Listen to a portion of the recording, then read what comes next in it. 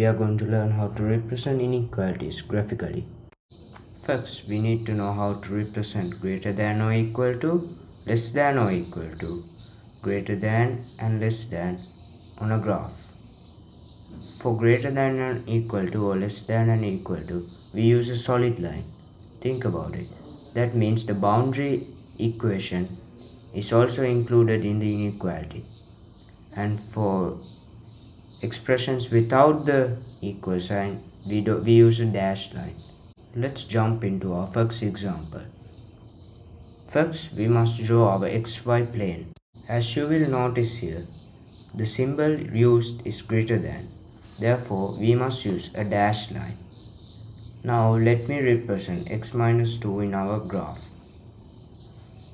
The problem is asking us for all the values of y that is greater than x minus 2.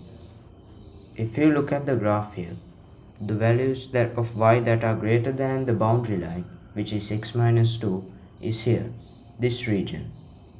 Therefore, we can shade the region that is above x minus 2. Let's try another example, this time a quadratic.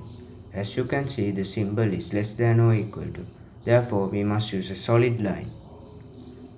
Let's plot x squared plus 5 on our graph. The question is asking us for all the values of y that is less than or equal to. That should be the region below the boundary line. As per the graph, you can see that this is this region below the quadratic graph. Therefore, you can shade this region and we've completed our problem.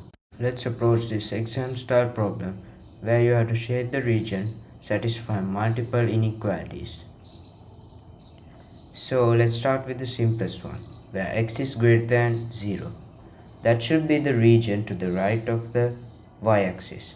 That means this region. Next, let's go to y greater than or equal to x squared.